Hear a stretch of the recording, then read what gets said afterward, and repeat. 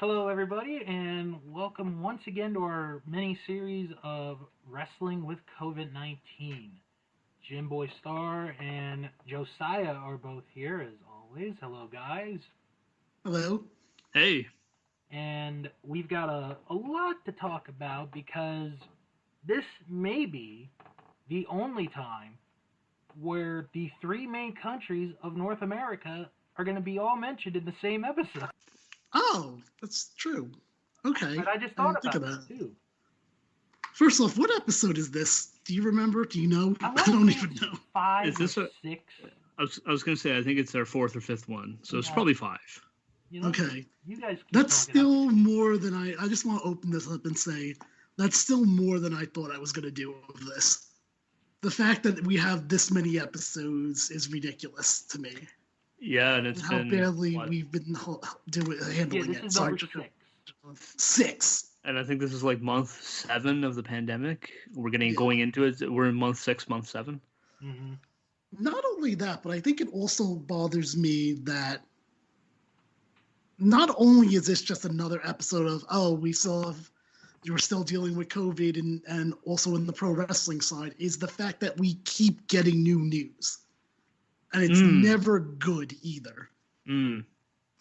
So, all right, but before we do that, now for everyone that may be unfamiliar with the series, first we talk about our actual experiences in the world outside, and then move into the wrestling topics, probably in about like 20 minutes ish. So if you don't care about real world stuff, you can go to the 20-minute mark. If it's a little over that, just keep going. You'll get there eventually. Let's start with Josiah here, because Josiah, you have some stuff going on in Canada, which I feel like you guys, for the most part, have been quiet until recently with this stuff. Yeah, it's been. We've had a very eventful 2 weeks in regard to COVID. So basically, we were doing really, really, really well for a long time. My provinces are still doing well, but I'll get to that. But as they lessen restrictions in the more populated provinces like Ontario and Quebec, and even British Columbia to a certain extent, they're started to see a slight uptick in cases. And for a while, Ontario was reporting less than 200 cases a day, and they were down to I think like 120 at one point, and right around that range, 100 to 120, probably about a month ago. And then they reopened all the schools, the universities are reopened, all those kinds of things. And people are traveling to Ontario for school and all this kind of stuff. And what started to happen is they started to report 150 cases and 190. And then this past week, they reported over 700 cases in a day, and it was the most they ever reported in one day. It's hard to pinpoint exactly where this started to happen, but it is likely due to people traveling in for school, I would suggest, for at the university level, and the lessening of restrictions where people are not practicing as much social distancing and they're not wearing their masks and those kinds of things. And Quebec has seen a similar spike, and to a lesser extent British Columbia, but they have also done that. And I noticed it actually as a part of my work, because I work in cell phone tech support, so I talk to people from all over Canada every day. And I noticed in the Ontario region, central to Western Canada, a lot of customers saying, yeah, we're starting to see spikes in cases. And this was before it was really officially announced as a second wave, and they started to do lockdown procedures again. Right. But what essentially happened was I saw that happening, and I'm thinking they're going to get hit with a second wave. This is what's going to happen. And lo and behold, it has happened, and some morons are already protesting lockdown again. And we have that here to a lesser extent than in the United States, but we still have it. And we're seeing Ontario right now is not good. they're getting hammered every day right now with over 500 cases. How was I don't know if you have these numbers in front of you, but how was the hospitalization and death counts? So hospitalization, they have the province as code red right now, but hospitalization, they have code yellow. So for us, that means they're kind of middle range right now. Right. Deaths have not increased dramatically yet, but I'm going to expect we're going to see that within 2 weeks. Right, sure. Once the virus kind of takes its course. And Quebec is a mess right now. They are the province that has handled it worse than any other province in Canada. And they are getting, and really, what you sow is what you reap. They are going to get hit probably harder than anyone else with the second wave.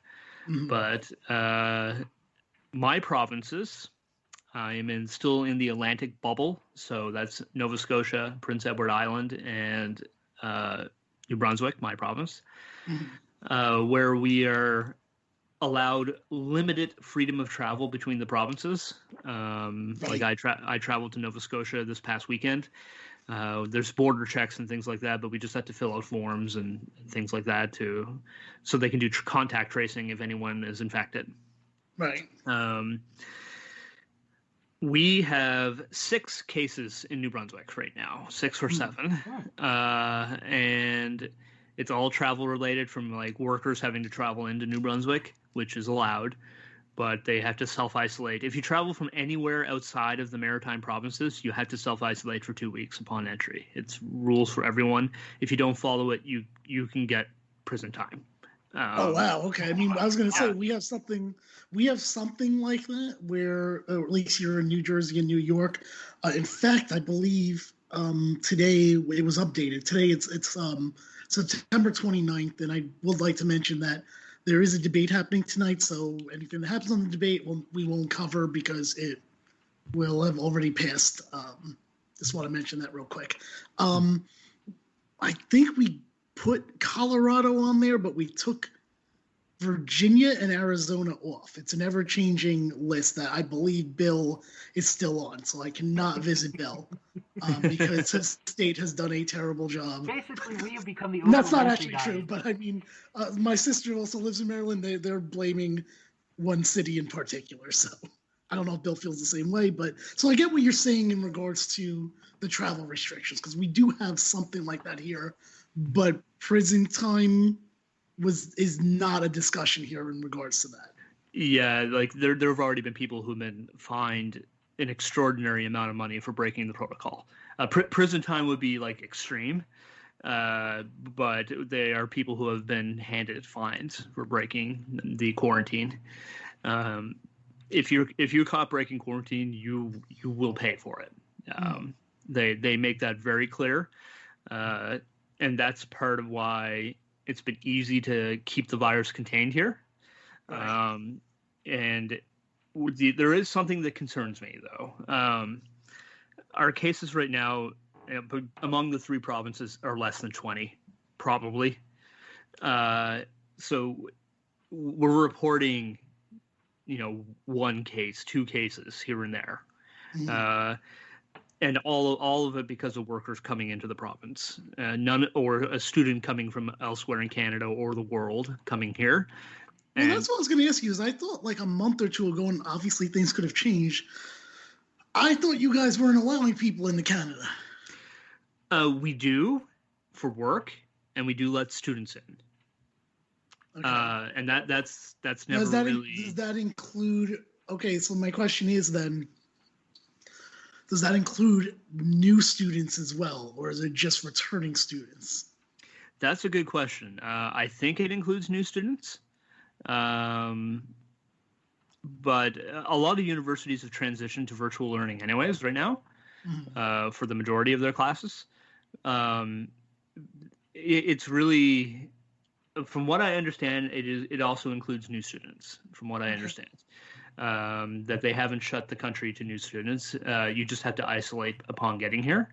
And for the ones who isolate, they just do classes virtually until their isolation is over. Now, New Brunswick has been fortunate, and same with Nova Scotia and PEI. We do have some of the larger or more academically acclaimed universities in our part of the country. Some of the more famous worldwide universities are right here, Nova Scotia and New Brunswick. Nova Scotia and New Brunswick in particular. So we do have a lot of students internationally coming in. But if they follow the rules as they should, and if they don't, they get in serious trouble and could probably be shipped back to their country. If they don't, we have not seen that kind of spread, and most of it has been either students or seasonal workers coming in like that. And so we've never been closed off completely. Like even the U.S. border, you're allowed to come into Canada for work. You're absolutely allowed to do that. That has never stopped. But you have strict procedures and rules you have to follow upon doing it. And right now, though, the concerns that I have in my mind, we do have a growing small minority of people who are protesting the lockdown here and protesting social distancing and protesting the masks. And it concerns me because I'm thinking at some point they're going to give in to pressure and lessen restrictions more and more, and they've been doing that in Nova Scotia, for example. And so the question is, when is that second wave going to hit us? And it seems inevitable that it is going to. And really, people are starting to relax right now because our cases are so low. Right. And this is really when you need to be more vigilant because we don't have a vaccine. And to be more vigilant about it and watch out for it. I'm just concerned that we're going to lose the lightening up of restrictions that we had because people are not taking this as seriously as they should. Right. And my concern is like I'm not going to be able to go see my friends again soon. And if people are not taking this seriously and wearing their masks and practicing the proper social distancing. Because we have our own individual bubble houses that we can go visit. Right, which you explained to us in one of the past episodes on how the bubble houses work. Exactly, and some of my best friends, I didn't see them for 3 months, and I finally saw them. It was really an emotional thing for me because I really miss my friends. And I don't want to go 3 months without seeing them again. Sure. I don't know. We moved to Maryland, who I did say, well, you know what? I'll go first. I'll go before you, Bill, only because I don't really have that much. We're still doing the same shit here. I'm still going to work. It still doesn't matter over here, apparently. Still things are, although, you say that there's protests there. I feel like I've heard there's less protests here about, in general, as far as, no masks or whatnot. Bill, can you vouch for me for that? I feel like there's less protests now about that as opposed to 2 or 3 months ago. Do you agree, Bill, or no? Yeah, no, I definitely agree. So recently they just said that there's all these zip codes in New York that they're concerned about. There's so many businesses at this point that have either gone under or looks like they're going under. It's crazy to me. Again, I'm still doing what I'm doing, with public transportation. I guess really that's it for me. I mean, I guess there's really nothing else to say. So unless you guys have a question, let's move to Maryland. No, I don't. Here it's been kind of quiet because our governor recently, about 3-4 weeks ago, got us into stage 3, which doesn't mean that everything is completely open. They still have to follow guidelines and stuff. So we're still in that. Schools right now are being done virtually. I'm, being an aide, I'm there, or I'm in my house every morning, working with the kids. And I'll be it is different. I'll say that because I had this conversation with my uncle a couple of weeks ago. It feels different, but at the same time, I'm sort of glad that I'm doing this for safety purposes. Mhm. And then as far as COVID goes, we here actually the county that I live, Prince George's County, we had one day a couple of weeks ago where there were no new cases confirmed. Mhm. And then after that, it started to go back up again. The recent number that I just saw is we have, as of today, 90 new cases confirmed, and we're still like, as far as counties go, the highest number of cases. We're at 29,000 plus, um, with only 805 deaths. So, I mean, the death number is a lot lower here than I think in other areas, which I'm very glad about. The confirmed cases number worries me a little bit. And then the other thing that's been talked about is, some of the counties are thinking about opening back up real soon. I know we had a big to do. I think I talked about this in the last episode, where a private school was going to sue the state for not letting them open to start the year, and the state was like, "Okay, you know what? Screw it. Just go ahead, open it up." And then Right, and because then the within like pressure a cuts few in. weeks, like they had confirmed cases. So, you know, that's what you get. I know in DC they're thinking about opening up by the end of next month, October, early November. Um, Here or over at the University of Maryland, which is actually really close to where I live, maybe like 3 5 minutes. Um, they had to shut down for a little bit because they had an outbreak. So you don't hear much about it in Maryland, but like Jim said, we get put on lists to take it off lists, mainly New York and New Jersey. I mean, I think New York and New Jersey are the only ones that have lists, to be honest with you. DC has a list. I know. Do they? Oh, and I are we on know their list? Delaware has been on and off that list. I think you guys might be on that list. I haven't What? seen That's it. absurd. You get us off that list. I'm And not so by the confident way, in the mayor of DC. by the way, I apologize. I am wrong. I'm looking at our list right now, and you are not on there, so I can visit you. Woohoo! But the reason why I said that I couldn't visit you, though, is because Delaware's on the list.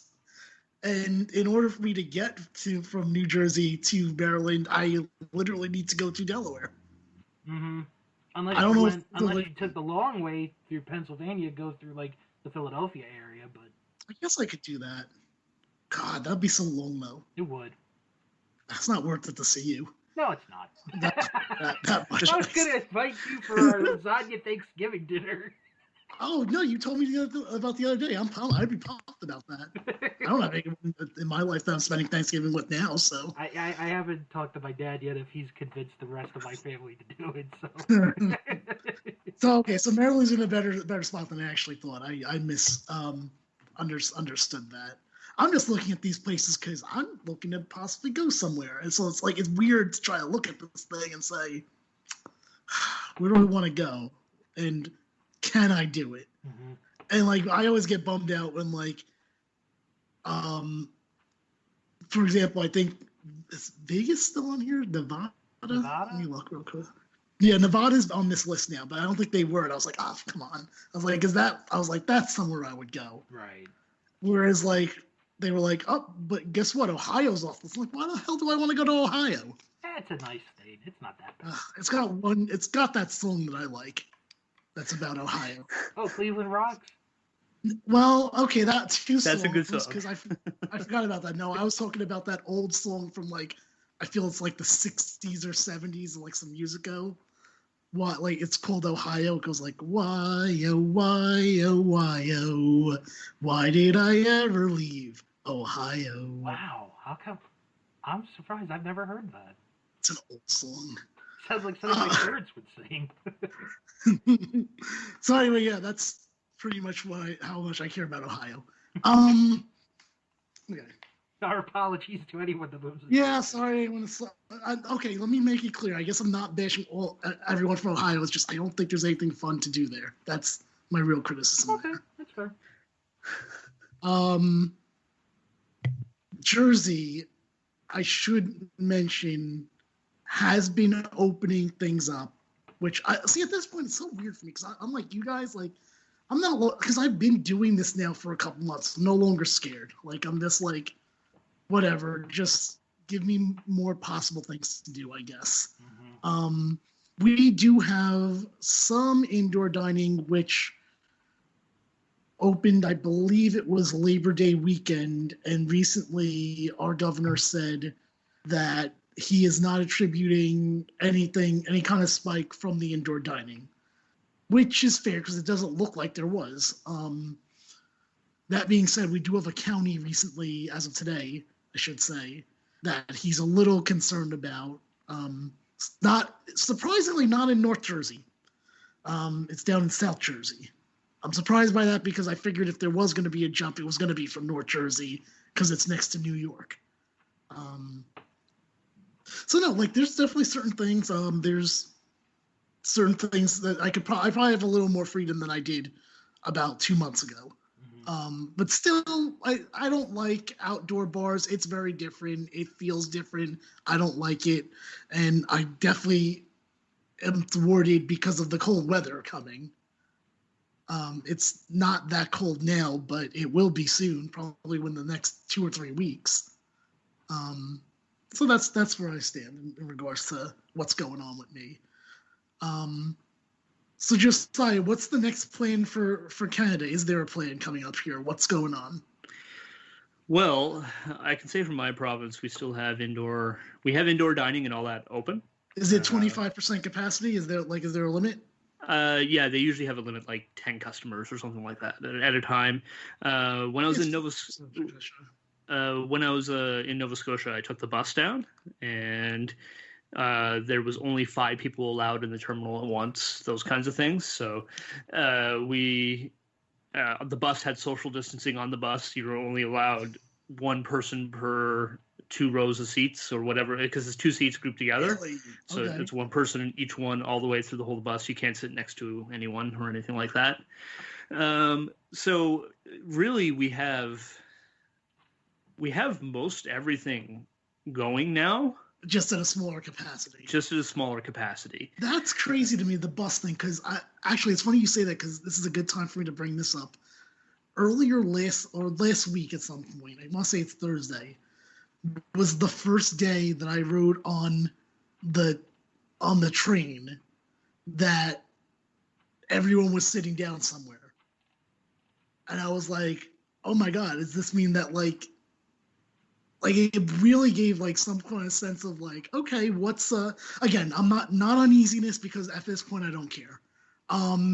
More of like, okay, I guess we're not limiting. And to be fair, honestly, there's apps right now that can tell us if like an upcoming train is got, a low capacity, medium capacity, or high capacity. Which is helpful for people, but like at the same time, as more people start going into work, which I am starting to feel going into New York City, I got news for you. I don't care if that thing's red. I'm not going to be late for work. I'm going in. Like, I don't know. Like, maybe that's just me, and that's just how I've always been, even when a train was packed. So, I don't know. I just feel, just hearing you say, like, it's 1 person every 2 rows is just amazing to me in regards to that. Yeah, and like, so they're selling limited tickets. They do it was actually the first time it happened to me. On the way back to New Brunswick, we were actually stopped at the border and had to give our forms to everyone at the border. They don't always stop people, but they stopped someone, and it was like we had to make sure the border security, I guess, whatever it is, one of the police officers came on, and he asked the whole bus about a series of questions about COVID, and then we handed him our forms, and then we were welcomed back and into New Brunswick. So I was welcomed home. Like everything is a very, like, for the most part, people are following those kinds of rules. And on the bus, masks were mandatory. Mm-hmm. That is also mandatory here too. Yeah, I don't think they're mandatory everywhere in public here in New Brunswick yet. They are in Nova Scotia. Mm-hmm. And personally, for me, I think that's probably a good idea with the second wave happening in the rest of Canada to make them mandatory here. I wear mine anyways, just in case. Like, if I'm sick, I don't want to give this to someone else. So that's why you wear the mask, because if you're sick, you could pass it to someone else. Right. And anyways, like public transportation and all that has been very good with the social distancing. Sports have resumed for a lot of people. I don't know how they're getting away with doing that without a bubble. Yeah, I agree. I don't know how that's all happening, by the way. Go ahead. I was gonna say, like, oh yeah, Mr. Sports Guy. No, I was gonna say, like, hockey. You know, last night they finished and they had their bubble, and I was just absolutely impressed by how they handled the entire thing. Like July on to last night. The NHL has handled that probably better than anyone else in terms of sports leagues. They were like the last of the major four to go through going back. Mm-hmm. By the way, I'll have some breaking news here that I'm looking at, and this is COVID related. So apparently, Disney to lay off 28,000 employees. Oh wow! Yeah. Which doesn't surprise me because their theme parks haven't been open. Well, hold on. Actually, I think California's completely closed, but Florida, which we're going to get to now in a second here, was open at 25%, and now I think it's open. They have the choice to be open for good, to my understanding. Mm-hmm. The Florida governor saying that basically we're reopening, and the way I had kind of heard it, and Bill can either correct me or agree, is that Florida is saying, like, pretty much you have to justify if you don't open up all the way. Yeah.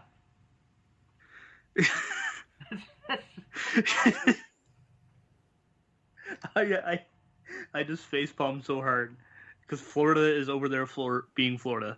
Yep, like, it is. Like, that's insane to me. Like, you should have to justify being able to open. Not like, we want to open up. Well, what's your plan? How are you going to protect everyone? If you don't have a plan, you don't open. Even something as simple for us here. So I'll give an example. My church recently reopened, the one I attend, after months. So we have not had a service in that building since mid-March. Mm-hmm. And so we've been doing it online. I've been editing and producing the video for them. And anyways, all that to say, we had to submit a detailed written plan to the government to be able to legally open. Mm-hmm. About how we were going to practice social distancing and all that. And we didn't have someone just say, hey, you can meet again. Or, hey, you can open again. And so that you have to justify being closed to the Florida government. That's insane. Yeah. I was trying to look at some stuff here. Unfortunately, the big thing when you type in Florida in the news stories is actually this Disney thing. So it's not like giving me a top result for this. But yeah, let's see how this works out for them. I mean, I will say this though. I'll say this is if there's minimal deaths from this, I would be very, very surprised. Mm. Like, and if there is, that makes me kind of look at things maybe in a different light in some aspects. But hey, let's see what happens in about 2 weeks. Okay, let's talk about wrestling stuff because COVID is hitting the wrestling business There are Mexican wrestlers dying. I don't know the details, Bill. If you can lead this off, let's talk about that. Well, okay, with Mexico, and I try to read the Observer, every once in a while for like some notes and stuff, and their deaths have sort of been quiet as far as they haven't really said that much. Although it is, I hate to say this, but it is to a degree Mexico. Mm-hmm. This past Friday was CMLL's anniversary show, which is their biggest show of the year. And I believe they were one of the first, if not the first Mexican promotion to open back up down there. And they were doing empty arena shows.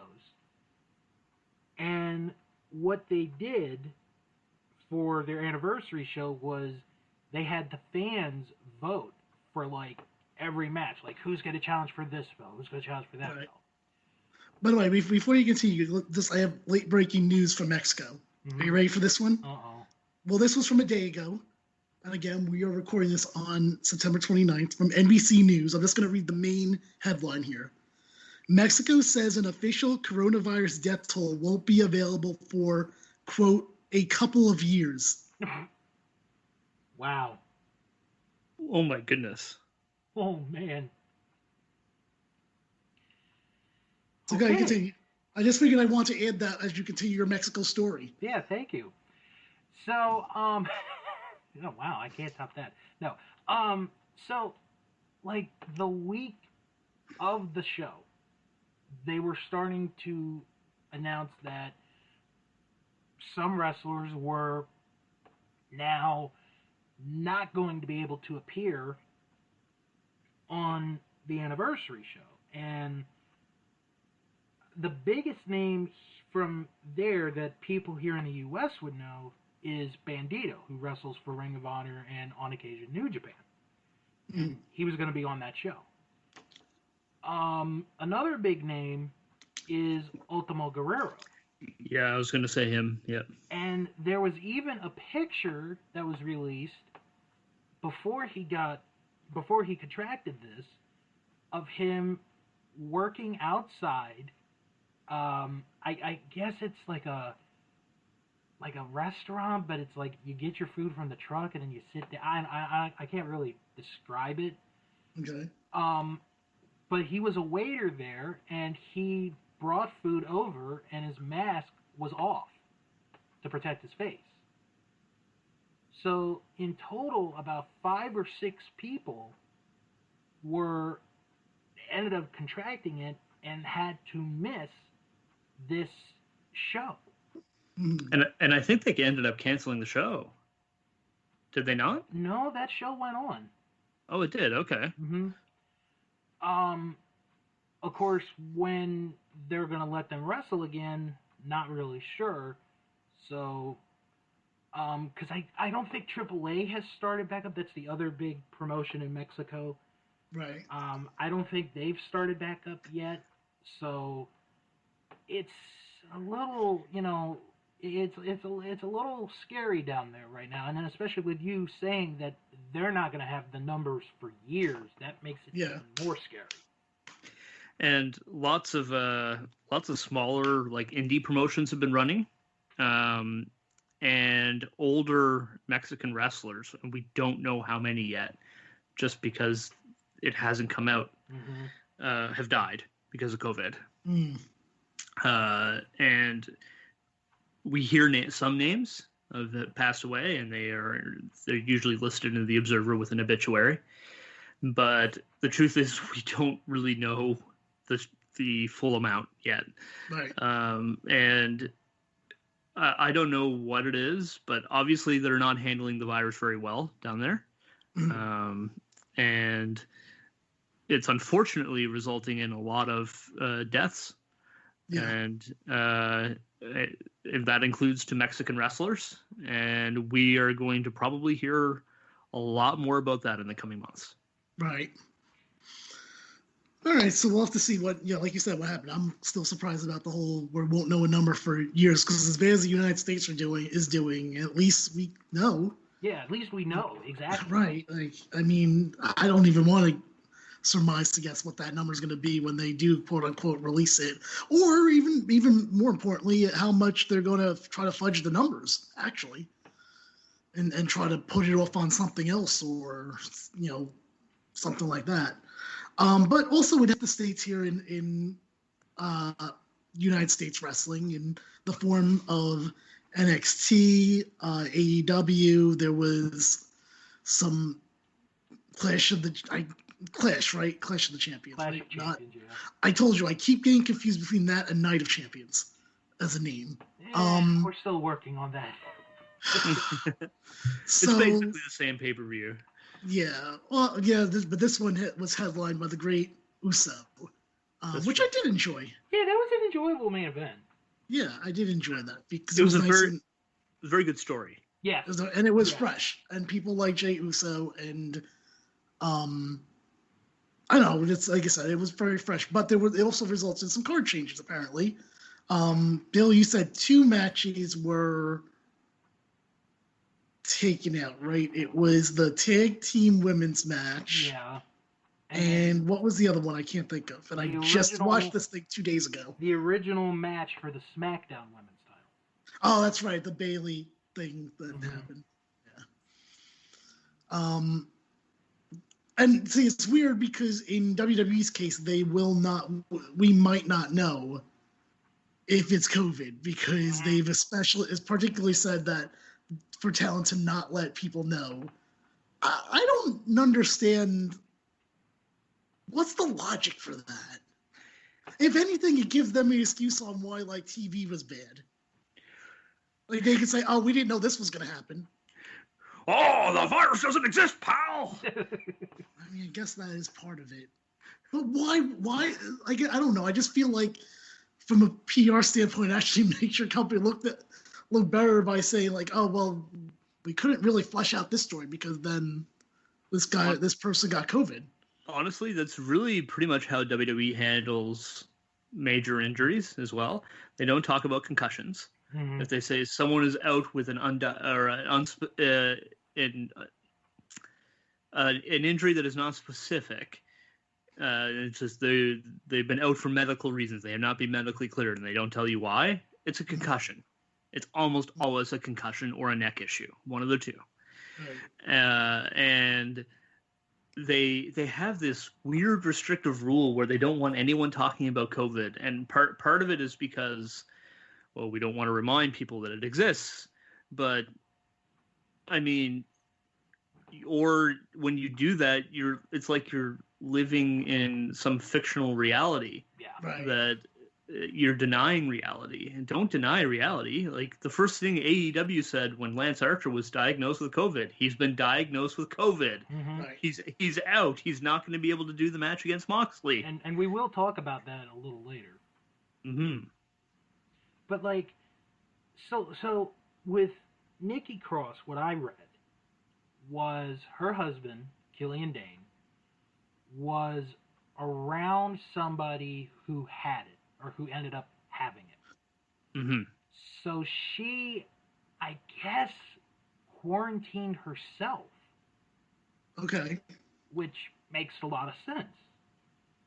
So she wasn't at the Thunderdome on SmackDown Friday, and then she didn't show up at the pay-per-view, so they're like, oh, well, okay, that's just not going to happen. The match isn't going to happen. Nia Jax and Shayna Baszler, I have not heard a thing. And I would almost bet a lot of money it's not concussion, because Jax and Baszler haven't had a match in 2-3 weeks. Because how did they get on the pay-per-view then? Well, okay, no, let me tell you what it is. The last 2 weeks on Raw, until last night, all they did was they put Lana through a table. Okay. That's all they did for the last 2 weeks. Okay, I mean, that's fair. And they're the women's tag team champions. So. Yeah, they are the women's tag team champions. Right. I don't even know why those belts even exist. There's no need for that. It's the Divas. It's the Women's Revolution shit. Oh my God! Stop. But then Less belts in wrestling, please. But then last night's Raw gets affected because we had no Raw Underground for the first time since they started. Okay. Retribution was not on the show because they're quarantining the main 5 members of the group, even though all 5 tested negative. But oh wait, now I'm really confused. Okay, hold on. So they weren't on the show, but it's confirmed they don't have it? It is confirmed they don't have it, but they were not on the show. They're quarantining them to be safe because they still are with, the NXT people. And they did come into contact with someone who tested positive. Mm-hmm. So, but we don't know who that is. So I have. Oh my God, my head's spinning so much. I have a slight, from what I understand. Now, this is not something. I don't have any sources or scoops or anything like that. Ah, that's too bad. But what I saw from someone who has connections from the Observer. Maeve Deltzer. It's not Dave. No, that'd be Maeve Seltzer. It's not Dave. It's not Dave, but it's another fellow there, and he posted from what he understands is that it was an NXT coach that had COVID. Okay. And there was a party thrown that both AEW and NXT talent attended. Oh no! And this is where it started. Can I ask what the party was for? I have no idea. That's from what I understand. Now that either way, we know at some point, because the outbreak started with talent in NXT and talent in AEW together at something. So it was likely this party, and I mean they're friends in both companies. There's married couples, there's people dating, all this kind of stuff. So that's what makes me wonder what the party's for. That's the number one thing I want to know right now in my life, right this second, is who this party was for. I wish I knew. But whose birthday was close to around when this happened. But yeah, that's what happened, and it's clearly affected both companies quite severely lately. Mm-hmm. I can't believe that the Antifa group is not going to be on now for the next 2 weeks. It does feel a little weird. Especially because they're such invaders. Like, you would think nothing would stop them. It's also funny because they're not allowed to say anything about COVID, yet they're interested in destroying the company. So shouldn't they break those rules? Right. Thank you. That's the next I was going to say. I mean, like I said, the whole storyline was done with me from day one when they were like, we don't know who these are. It's the one time in our lifetime that you would actually know every single person who's in the building. Yeah, because you have to exactly. sign in. I think I said this in the last episode too. Because you have to sign in, you have to do a COVID test and all that. Everyone knows who's there. Oh, when did these Performance Center fans? Which one of them conveniently disappeared around the time Retribution showed up? Anyway, like you mentioned before, AEW also has had this problem. It resulted in...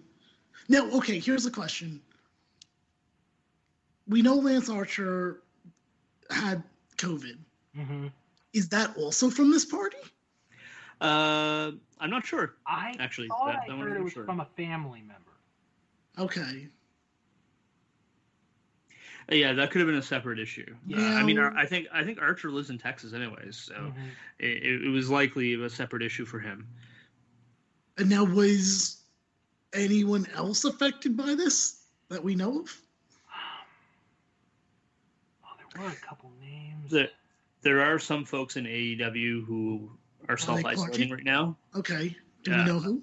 I don't have any names. I don't think they've talked about it too openly. Hmm. It's not like the big names. Okay. It's more of like AEW Dark Talent? Yeah, basically. Okay. And Well, who's I on? say Oh, that wait, with all Dark's respect. running tonight. Who's not on the Dark tonight? That would be. That's a good question. Who would have been on Dark tonight? Give me the AEW Dark preview. Actually, it probably already happened. Give me the AEW Dark results. All right, hold on. Real quick, because as someone who occasionally watches AEW Dark, I might be like, oh, why wasn't this person here? I do know that the one person that really got the shaft out of this was one of my new favorite wrestlers, Hobbs. Will Hobbs, yeah. He was so Yeah, because he had such a big match. And he's been so good as of late. He has a shit record, but I kind of like him more because he has a shit record. He's like 4-12 right now or something like that. Yeah, but you know what though? They're doing a really good job just introducing him to the audience and making him seem like a star. Yeah, even with him losing that match, he still got to run wild. Yeah, more signings like Hobbs, and I heard someone about it. Oh, that's someone else that I think is isolating. I don't know him, but I know that he was on the show. It's not Ben Carson. What the hell is his name? Ben Carter. Ben Carter. Ben Carter. Okay, It would have been funny if Ben Carson was on there. Okay, I don't have. I have the card. I don't have the results, but I have the card. All right. First off, though, I know it's non-COVID related. Give me more signings like Hobbs and Ben Carter, and less of friggin' Miro and Evan Bourne. Let's see. All right, gotta get a card. Well, Bourne hasn't been signed. He was on again. He lost to Sean Spears, rightfully so, by the way. Yeah, but I think that might have been like a one-off or two. Well, in this case, two. I was gonna say that's a two-off then. I'm okay with him signing Bourne because I think he's good enough and he still has a lot to offer. I'm tired of these ex-WWE guys coming in there. I'm one of those guys. I do like that they are signing more indie talent though. I'm so happy they signed like Eddie Kingston has paid off. Yes. Oh, Kingston's so a good signing. Now, did you guys real quick? Did you hear his story about how he made his decision to go to AEW? No. I did not. Okay. So I believe this was on the AEW podcast, and he had mentioned that after the match with Cody, he had gotten an offer from WWE to be a coach at the Performance Center. So his final decision was made after talking to his mom. Oh, that's so nice. And his mom was like, Eddie, you're going to be miserable in WWE. I know it. Just go to AEW. And he's like, okay, thanks, Mom. I think it's kind of cool that she knows enough about the wrestling business to know what his preference may be. Yeah, and really, if you really do think about it, if anyone who knows anything about Eddie Kingston would know he would rather be wrestling in AEW than being a coach in WWE. And don't get me wrong, he'd be an awesome coach. Mm-hmm. He'd be fantastic. But he is so much better utilized wrestling in AEW. And then when it comes time for him to retire, I'm sure he could settle into a coaching position, probably in AEW, that he would enjoy a lot more. Oh, yeah.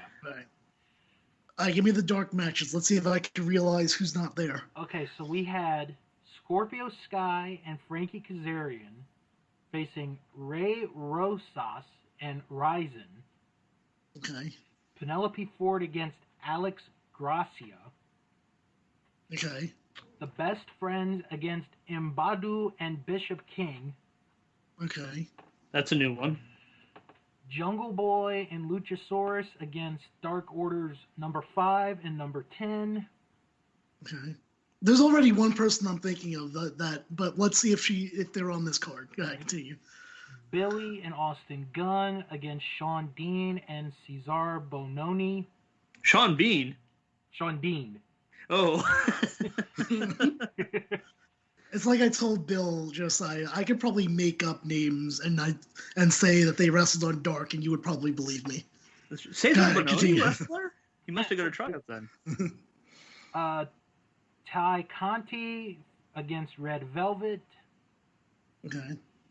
Dustin Rhodes and QT Marshall against number 4 and Colt Cabana. Was Allie there? Doesn't say. It just says with Brandy. Suspicious. Go ahead, continue. Nyla Rose against Rache Chanel. That's the one I was actually thinking of, but okay, she's there. And Luther and Serpentico against Brian Pillman Jr. and Griff Garrison. Okay, 2 other people that pop out to me as dark regulars that are not there. The Librarian and Brendan Cutler. That's a good point, too. That's a good one. I know my AEW dark somewhat. I don't know why. I do.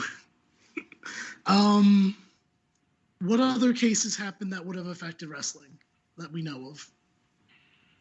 Well, I mean, let's stick with NXT. I mean, Impact's been clean, right? Yeah, Impact has been clean. I mean, unfortunately, they lost Katie Forbes, which is very sad. No, that's the greatest thing ever. I am very upset by this. Greatest day in the history of civilization. No, actually, we might want to keep an eye on that, just maybe for like this week, because Jordan Grace got married to Jonathan Gresham. They had their wedding over the weekend. I saw it on Instagram. That's how I know. Okay. And there was a picture of Kylie Ray with Jordan. So let's see if. Oh, I see what you're saying. If anything comes of this. Mm-hmm. Oh, good catch. Good catch. I doubt it will, because it looked like from the picture. Why would you doubt it will? Well, it looked like it was a very small group. But I could be wrong. NXT, they had to change their card because of the party that you mentioned earlier. The who's affected from them? The women's battle royal had to be changed completely. They ended up putting like performance center people in the battle royal. Yeah, I mean, there's no way the original winner was that winner. I was even thinking of that. Candice LeRae won, right? Yeah, Candice was the winner. She's terrible. There's no way she was the one that was actually planned to win. I think. Did you think Candice LeRae's terrible? Yeah. Oh, dude. I'm just saying. I've never seen anything in her. Well, her WWE run has been less than spectacular, but. Well, no, that seems to be pattern, because there have been people that leave WWE, and I'm like, oh, they were pretty good, like Taryn Terrell. But I always seen her in WWE, and from what I've seen, like, not good. And then, I was going to say, Candice was spectacular on the Indies. Candice Michelle? Candice LeRae. She was spectacular on the Indies. Mm-hmm. What was her name under the in the Indies? Maybe I did say her. Candice LeRae. Oh, so I probably didn't. And their card for the next takeover, which is this coming Sunday, which looks garbage. We talked about this. It might be the weakest one they've had ever. And I think the main event's going to be good, though. Yeah, I agree with that. I definitely agree with that. That main event's going to be awesome. But looking at the rest of the card, it's like this could have been a regular episode of NXT. Yeah. Because let me pull it up real quick. Well, first tell me, okay, so the Battle Royal was effective. Who else was affected? Anyone else? I thought I heard, like, the gauntlet match they had was affected. I'm not really sure. I don't think it was, but I could be wrong. Mm-hmm. So this is the card right now for this coming takeover. They'll probably change in the next 24 hours. Go ahead. So main event is Finn Balor against Kyle O'Reilly. EOS Shirai. iOS, thank you. Candice LeRae. Damian Priest against Johnny Gargano. Santos Escobar against Isaiah Swerve Scott. So I don't think I know either of these. Okay. Do you remember Shane Strickland? Nope. Oh. Killshot and Lucha Underground? I watched like one episode of Lucha Underground, maybe two. Okay. The only thing I remembered was this snake girl looking like she was about to blow some guy. That's the only thing I remember. Cobra Moon? I don't remember the names. I just remember like, oh my god. She's Thunder Rosa. This is very sexual right here. She's Thunder Rosa. Oh, okay. And Kushida against R. Kelly Jr. R. Kelly Jr.? I believe I can fly? Velveteen Dream. Oh. No, that's fair. That was a good one, actually. I appreciate that. And you're right. Yeah, it's a very weak card. So, but none of them are in any danger as of this recording. Right, as of this recording. Okay. I doubt Velveteen Dream was invited to that party, so I'm sure it's fine for him. Right. He is pretty universally disliked by everyone right now, and rightfully so. Right. That man still has a job. There's no justice, Bill. There's no justice. No. Speaking of no justice, how's the NWA doing? NW, from what I've heard, they've been all right. Yeah, they've been doing fine. It's too bad. What? I think they're doing their third show tonight of their live Tuesday night show. Yeah, it's a not an officially NWA show because it's kind of like Championship Wrestling from Hollywood as well with them. But that just screams like something from the '80s that I wouldn't like. And it's very '80s like. And I did read that Power is coming back at some point soon. So yes. I don't know how it can. That is the most like closely knit set that I think I can imagine. Really. They'll find. I think they'll. I mean, I guess there's no audience. I guess that's fine. Yeah. I watched the first episode of the thing with NWA and the United Wrestling Network is what it's called. Mm-hmm. I watched the first one, and the wrestling itself was good. The stream quality was horrifically bad because it kept freezing, and I don't know what end it was, if it was Fight or if it was the United Wrestling Network end. But it was a very shaky first episode because of that. The production itself looked fine, but that was shaky. Then the second episode, I'm recapping it with the Wrestling Observer website because I handle the NWA for them. Okay. And that would be from Maeve Seltzer, right? That's right. Anyways, the second episode was awesome. It was actually really good. They give Thunder Rosa and Priscilla Kelly about 30 minutes in the main event, and they beat the utter crap out of each other. It's an empty arena show, but that match was so good I didn't even notice there was no fans. So NWA is trying things, let's just put it that way, to keep their name out there. And some of the matches they promised to deliver on are now happening on this United Wrestling Network show until they get NWA Power up and running again. Now, have there been any cases? Because that's why I actually brought them up, because as people might know, I am definitely against the NWA, but I do want to know if they have cases. No, none yet. Okay, none yet. And I want to mention real quick as well, a few days ago, Ring of Honor posted a video on their Facebook, and I actually shared it on the That Wrestling Show Facebook group, where Ian Riccaboni did like a narration. It was a 90-second video because they're airing the Pure title tournament that's going on. Yes, which has been really good, by the way. I have heard nothing but good things about Ring of Honor right now. Oh, it has been good. It really. I mean, I could bring up the fan incident. That's something that's bad about Ring of Honor. Well, anyway, what they're doing. I don't support them. What they're doing to be safe. This is what I'm curious about. Yes, how are they handling COVID? That's what this match is all about here. Not how good their matches are. Go ahead. After every match, during the entire time they did their taping, they changed the ring canvas. They took it off after a match, put a new one on, and they cleaned the previous one that was used. They had 10 in total ring canvases. And they had a whole crew there that was there as soon as they were done taping a match. They went out, they untied the ropes of the canvas, took it off, put a new one on for the safety of the wrestlers and the referees. How long does that take? Or you didn't see the video of that? I'm just curious. I'm not bashing video. them for or anything. I just am curious. Like, I feel like that's a long process. It didn't look that long, actually. It doesn't take long to change a ring canvas if you have people who know what they're doing.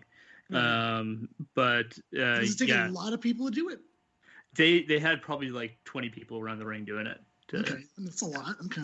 Yeah, but I mean, I helped set up a ring once, and it was a smaller ring, and the total to actually set up the entire ring, probably about a half hour, and then the canvas itself only took 5 to 10 minutes, if you know what you're doing.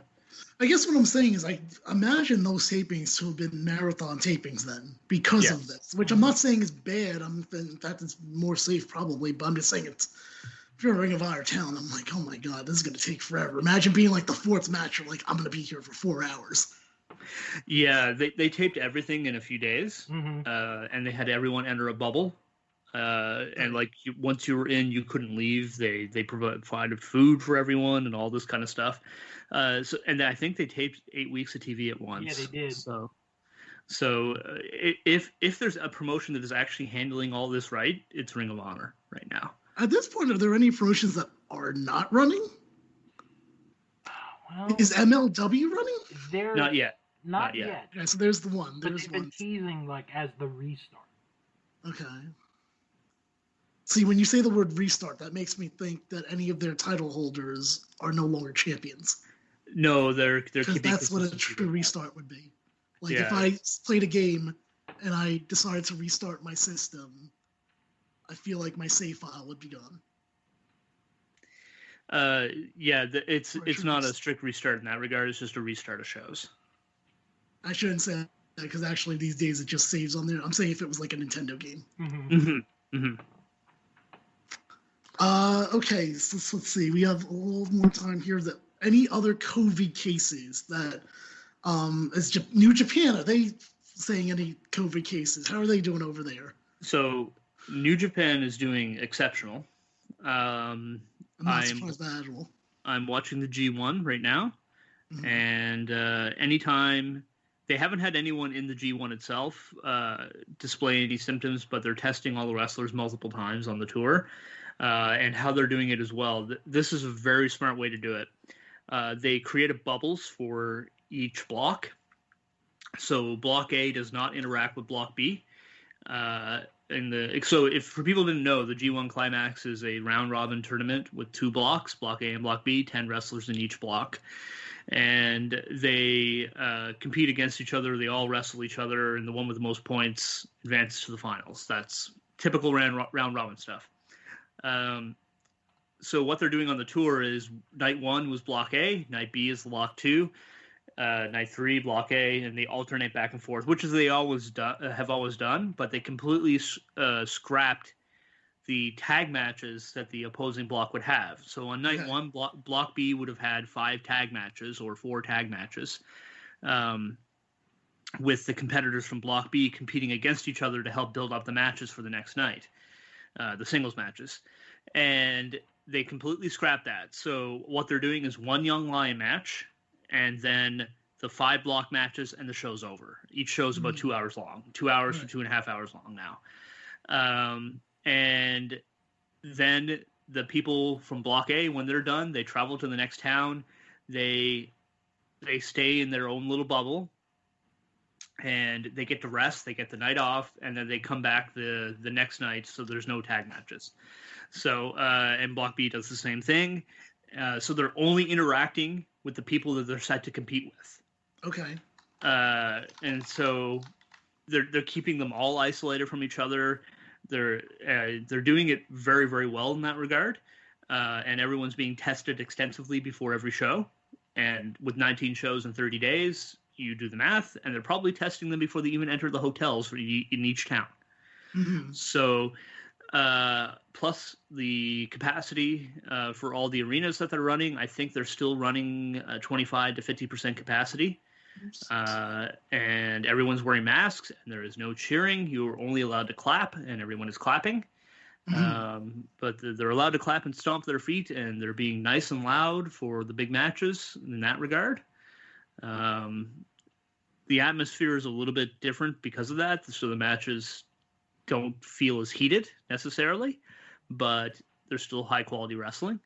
And there have been no cases for them. They have not been hit once, but if someone in a group tests positive, I'm quite sure the show will be canceled and delayed. Like that's I believe that. That's how they've been handling it. And as far as other promotions in Japan going, they're following. There's 3 tournaments running right now. All Japan is running theirs, and Pro Wrestling Noah is running theirs. They all have their big tournaments of the year, and they all decided to run at the same time. So if you're a Japanese wrestling fan, you are getting treated. And Stardom's running their 5-star Grand Prix at the same time as well, which is their tournament, like a G1. So you're getting an exceptional amount of treats as a Japanese wrestling fan. And yeah, all of them seem to be handling it very well. Yeah, I'm not surprised by that. They seem like they've had a great handle on this ever since the beginning. And obviously, we've already talked about the United States and to a lesser degree, Mexico, can't say the same thing. I do want to bring up another thing because I want to throw out for you because we talked about the Florida thing before. Mm-hmm. And I think what we forgot to talk about, though, is what's going to happen with WWE and AEW with these new restrictions, if anything, or these new lack of restrictions. Now, before you answer that, I would like to clarify something from before. I'm going to read this real quick to you. It's from ABC News. Florida lifts all COVID-19 restrictions to kind of give you what someone else said. So let me read this real quick, and then you guys tell me, do you think, does WWE start running a venue outside of Thunderdome, despite the fact that they have rented Thunderdome till, I believe, late October? Does AEW start trying to run? Here's the article. Florida residents will no longer be fined for not wearing face masks, and COVID restrictions on all businesses in the state, including restaurants and bars, have been lifted in an effort to help the state's economy, according to Governor Ron DeSantis. Every business has the right to operate, DeSantis said at news conference Friday. Some of the locals can do reasonable regulations, but you can't just say no. Local governments can put their own restrictions in place as long as they don't limit restaurant seating to less than 50% occupancy. Local officials will be required to justify restrictions that limit a restaurant's occupancy to less than 100% capacity. Florida logged nearly 2,000 new COVID-19 cases on Sunday, and the state's total number of cases topped 700,000. In addition to infections, at least 14,037 residents have died of the virus, according to the state health department. All the rest of this stuff is just stats and health department. But I want to read it to give a better idea instead of guessing what I thought the actual restrictions were. Because I was a little bit wrong, if you heard what I said there. Because I guess local government can place some restrictions, but still need to get it justified.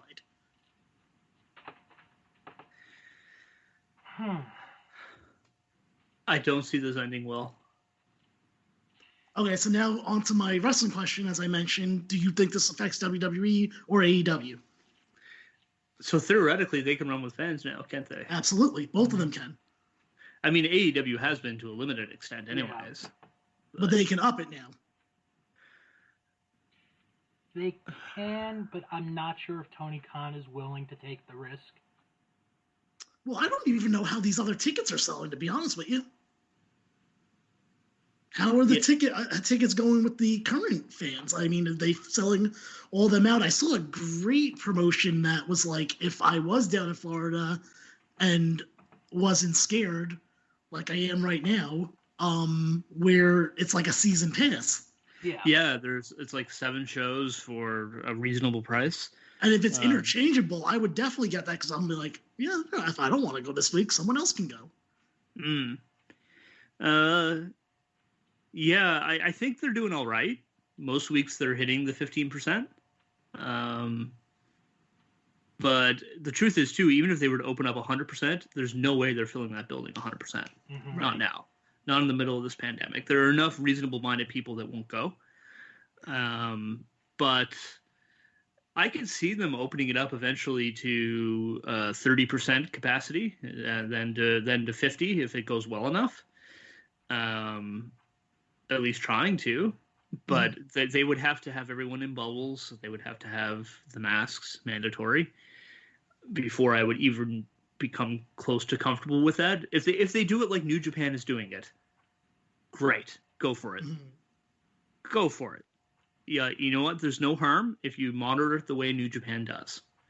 Well, not no harm, but you know what I mean. It's probably the best that you can do in that situation. As far as WWE opening to fans, I have no idea what Vince has planned. That guy, I don't think he knows what he has planned yet.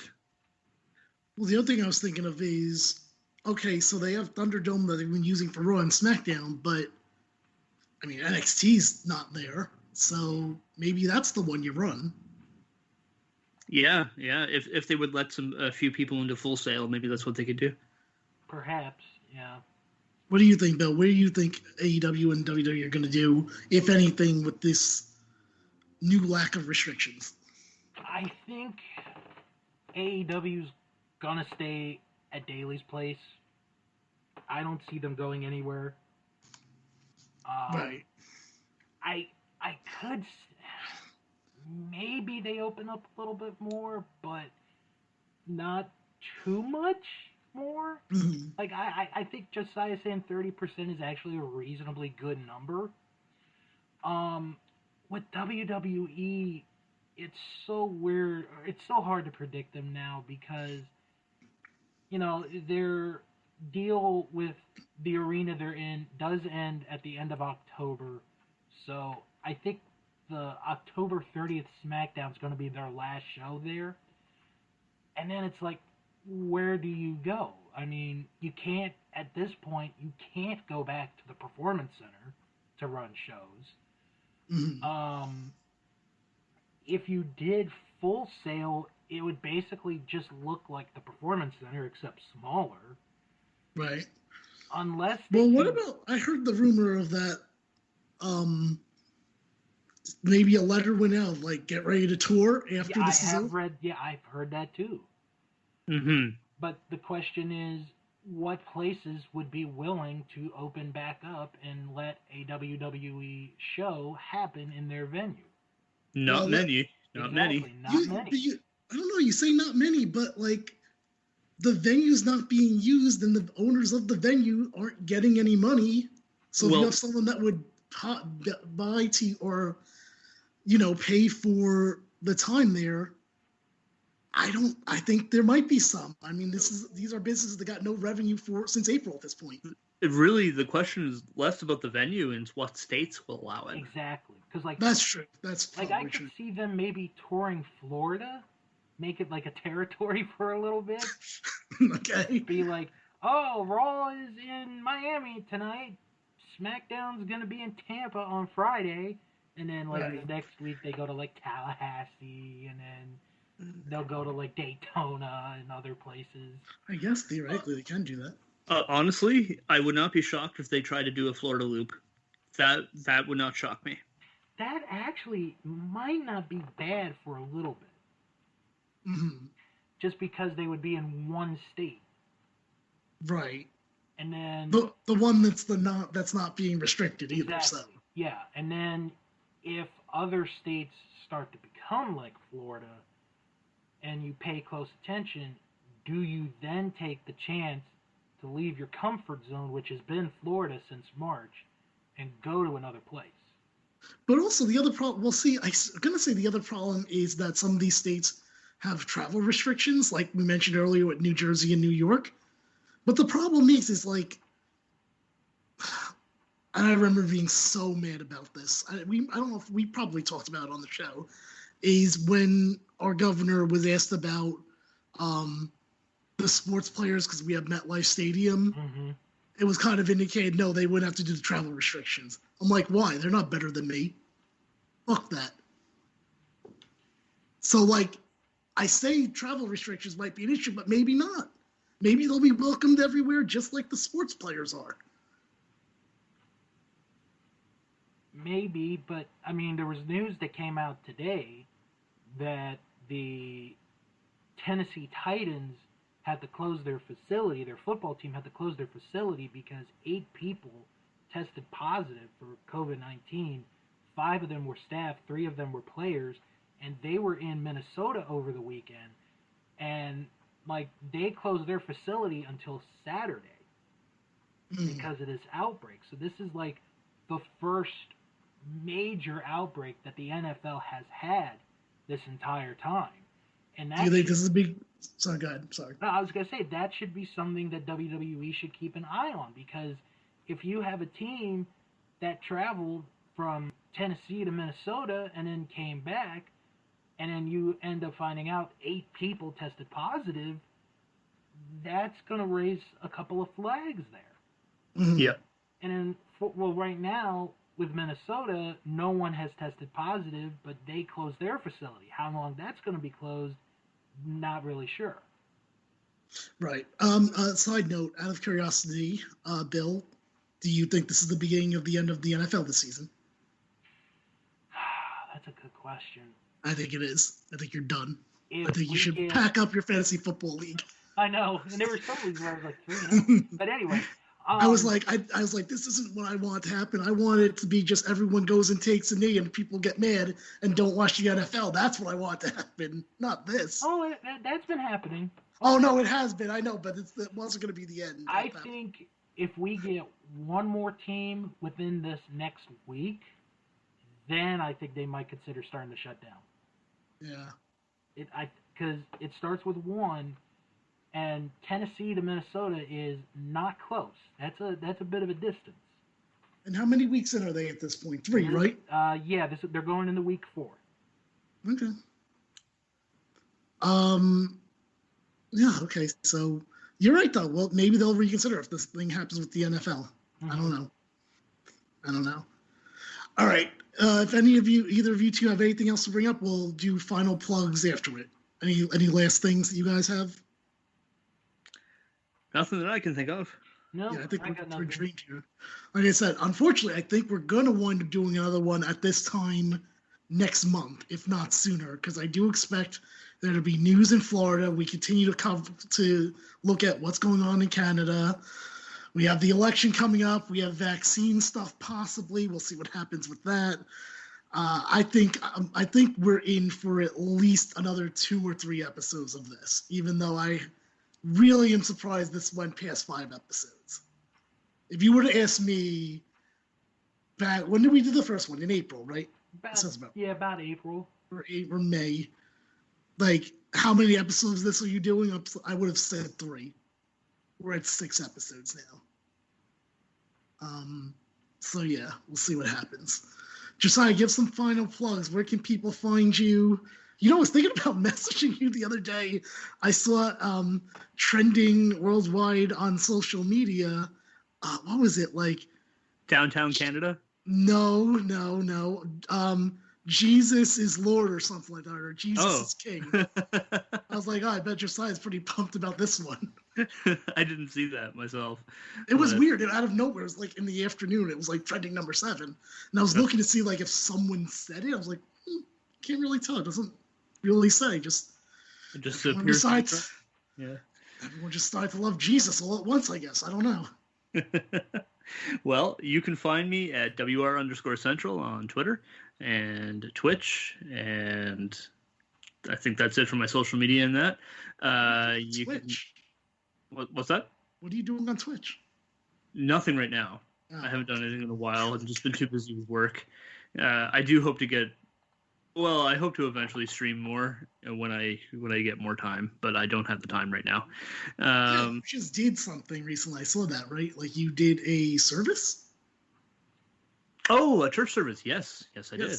Yes, I did. I led a church service at a church in Nova Scotia. It was my second interview to be their pastor. So we shall see. We'll see how that works out. I don't know how it will work out, but It was positive on both sides, so I'll know more in the coming future for that. But yeah, you can follow me there on Twitter and Twitch, and you can also look at my work at WrestlingObserver.com or DailyDDT.com. I haven't been writing a lot lately, just because of pure busyness with work, but I hope to be writing a bit more soon. I will be recapping tonight's United Wrestling Network primetime for the NWA, featuring not Colt Cabana, featuring Aaron Stevens versus Trevor Murdoch for the NWA national title. So correction, that is third degree black belt. That's right. National heavyweight title. That's right, his third degree national title. And I believe there's another NWA match on there. But if you're going to check out any of those shows, check out last week's with Thunder Rosa versus Priscilla Kelly for the NWA World Women's Championship. That match was awesome. It was one of my favorite matches of the COVID era here, except for some in New Japan and some maybe one or two in AEW. It was honestly fantastic. It was one of the best women's matches I've seen all year. All right. As far as I go, that's podcasting on Instagram and Twitter. In the middle of adding the archives of now, that's what I call podcasting. Hopefully, be able to announce a new project in either November or December. That will be the announcement, not necessarily when it starts. Of course, November is usually dedicated to Nowember, so it's probably going to focus on mostly adding these archives. It's been a long time since I tried actually putting the past into the archives, so I'm going to concentrate on that. And I guess that's pretty much it for me. Probably another WWE 3 is coming soon, actually. I think I'm due for that once a month. Hopefully add better stuff, because thank God we did it earlier this month, Bill, because there is garbage on Free WWE Network as of 2 days ago. Yeah. So, yeah. Okay, Belts, do your plugs and let's get out of here. All right. You can follow me on Twitter at House of Bill. Follow me on Instagram at Mr. Billiam85. Check out that wrestling show. Currently, I'm going solo at the moment, each and every Friday. And also, I do another podcast called Sharks Pond, a South Park podcast, where I review each and every episode of South Park. And this coming week, I'm going to give you my quick thoughts on the pandemic special that's going to air this Wednesday. So you want to check that out, plus a new episode will be coming up as well. Thank you guys for listening to yet another episode of us discussing wrestling in a COVID-19 world, and we'll talk to you all later.